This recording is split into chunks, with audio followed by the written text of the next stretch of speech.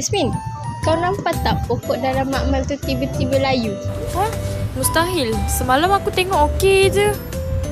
Aku rasa kan ada sesuatu yang tak kenalah dengan pokok tu. Kita kena siasat sebab pokok takkan layu tanpa sebab. Betul, mungkin tak cukup air. Ataupun sel tumbuhan dia ada masalah. Sel tumbuhan?